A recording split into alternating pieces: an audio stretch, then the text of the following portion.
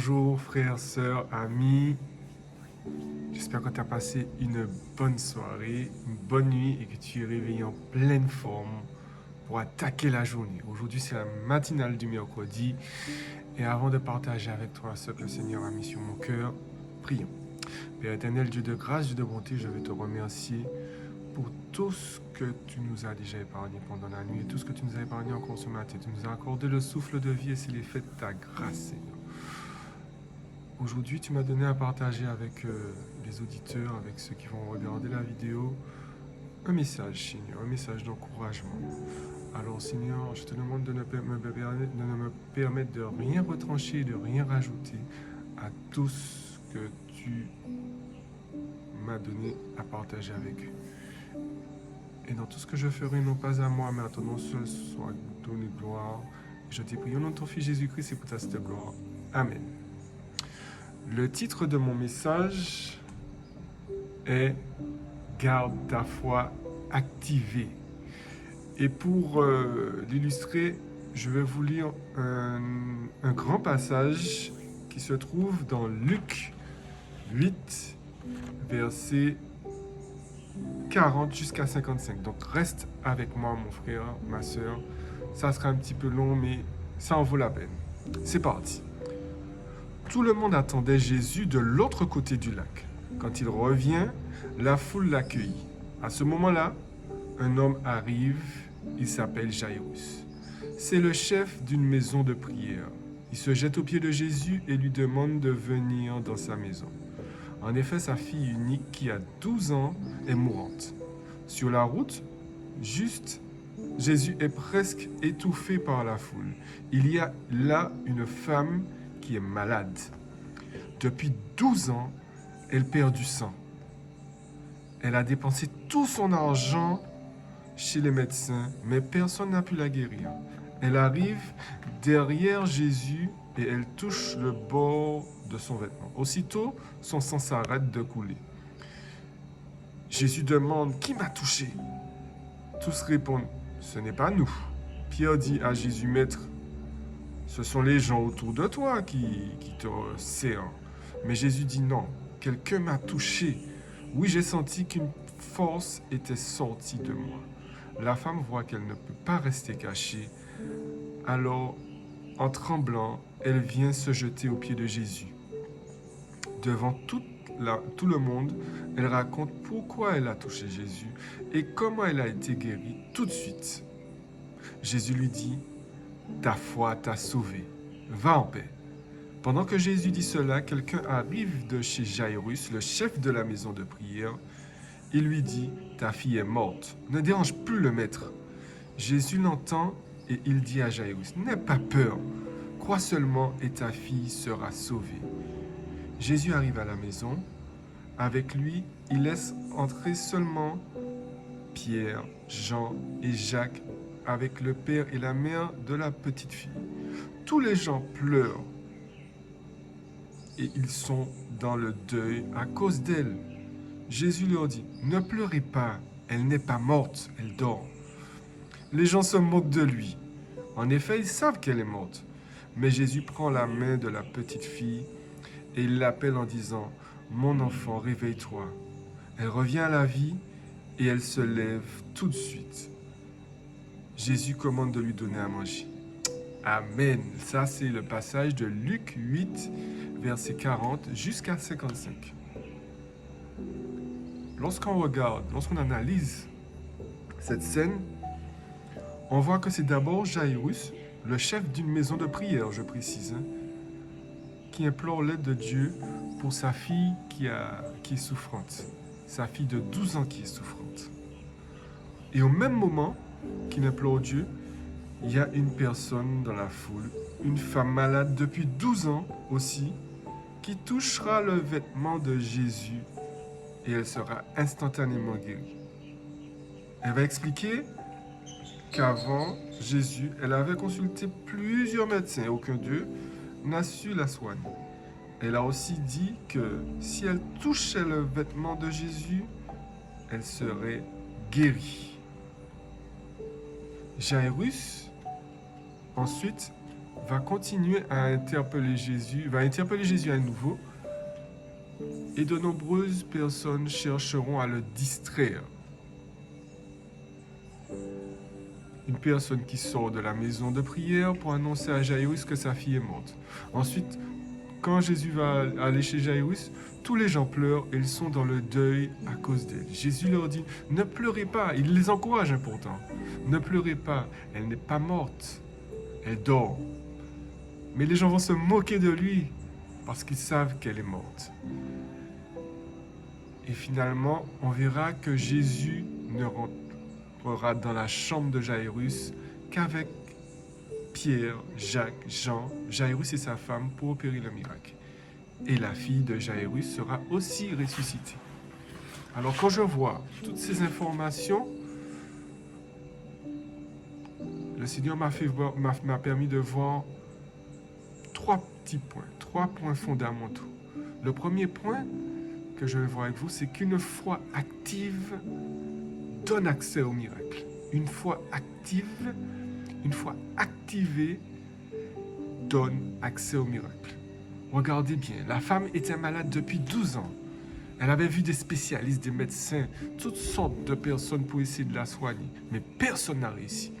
Elle savait que Jésus passerait par là, ce jour-là. Et elle avait foi en lui. Elle savait que lui seul pouvait le guérir, pouvait la guérir, juste en touchant son vêtement. Sa foi était active, les amis. Elle était réellement convaincue qu'elle serait guérie aujourd'hui. Et je suppose qu'avec cette maladie de perte de sang là qu'elle avait, elle n'avait pas beaucoup de force.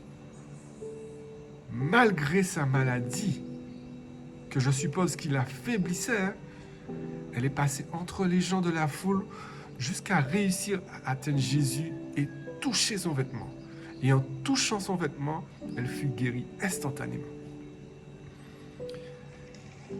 Et cette scène s'est produite au même moment que Jairus interpellait Jésus pour lui demander de le suivre pour qu'il sauve sa fille de 12 ans, souffrante. Il ne faut pas oublier que Jairus était un chef d'une maison de prière. Donc Jairus connaissait Jésus aussi. Il connaissait il savait que Jésus pouvait accorder des miracles. Et à la fin, comme il a cru, sa fille sera sauvée. Mais il a eu son miracle. Vous savez pourquoi? C'est parce qu'il a laissé sa foi activée. Il ne s'est pas laissé distraire par son entourage qui, par les circonstances, ont eux-mêmes eu leur foi désactivée. Alors, mon ami, attention à ceux qui cherchent à désactiver ta foi. Regardez bien dans ce passage-là. Après que la femme à la perte de sang explique à Jésus son pas de foi, Jairus va réussir à retrouver l'attention de Jésus. Mais quelqu'un qui sort de la maison de prière, justement, où sa fille souffrante se trouve, dira « Ta fille est morte, ne dérange plus le maître ». La foi de cette personne de prière là, est déjà désactivée et cette personne essaye de désactiver la foi de Jairus. Mais Jésus, voyant la foi de Jairus, le rassure et le suit à sa maison. Et Jairus continuera à garder cette foi active. Et arrivé encore à la maison, d'autres personnes qui ont leur foi désactivée tenteront de désactiver celle de Jésus et des disciples. Écoutez bien. Ce passage dit que tous les gens pleurent et ils sont dans le deuil à cause d'elle. Jésus leur dit, « Ne pleurez pas, elle n'est pas morte, elle dort. » Mais les gens se moquent de lui. En effet, ils savent qu'elle est morte. Mais vous savez, au lieu d'être découragé, Jésus entrera dans la maison qu'avec ceux qui ont la foi activée, c'est-à-dire Pierre, Jacques, Jean, Jairus et sa femme. Et le miracle s'opérera. Mon ami, toi qui me regardes, ne laisse aucune circonstance t'ébranler. Ne laisse aucune circonstance ébranler ta foi, désactiver ta foi. Nous servons le Dieu de l'impossible. Alors même si cette circonstance te paraît impossible à gérer, nous servons le Dieu de l'impossible, mon ami. Et il n'existe aucune situation, aucune circonstance qu'il ne puisse transformer. Laisse ta foi activée et attends-toi à lui et appuie-toi que sur lui et en ceux qui... Appuie-toi aussi, partage cette foi avec ceux qui partagent la même foi inébranlable que toi. Reste aux côtés de ces personnes-là, mais ne t'associe pas, ne t'allie pas à des personnes qui ont une foi désactivée. Car même ton entourage, même ta famille, même tes frères et sœurs de prière peuvent, à cause des circonstances, désactiver ta foi parce que la leur est déjà désactivée. Amen. Et dis-toi bien que une foi désactivée, c'est un miracle perdu. Prenons l'histoire, par exemple, de Pierre qui a suivi Jésus là. Pierre qui a marché sur l'eau. Il a demandé à Jésus de lui permettre de marcher sur l'eau. Jésus était déjà sur l'eau. Jésus a dit, ben viens Pierre, viens. Sors de la barque et viens. Tant que Pierre avait sa foi activée, il marchait sur l'eau, il est sorti de la barque, il a marché sur l'eau vers Jésus, il allait vers Jésus, et à un moment donné, les circonstances l'ont ébranlé, l'ont dispersé. Il s'est rendu compte qu'il marchait sur l'eau, quelque chose d'impossible. Il s'est rendu compte que le vent était fort, et il a commencé à avoir peur. Et au lieu de garder sa foi activée, ça a désactivé sa foi. Et il a perdu son miracle. Il a arrêté de marcher sur l'eau, il commençait à s'enfoncer. C'est Jésus qui l'a ramené à la barque. Alors toi aussi, mon ami, tu peux obtenir la guérison. Toi aussi, tu peux obtenir ton miracle. Il te faut juste garder ta foi activée. Amen. Parce qu'une foi désactivée, c'est un miracle perdu. Amen. Prions. Père, aide-moi à garder toujours ma foi activée, quelles que soient les circonstances.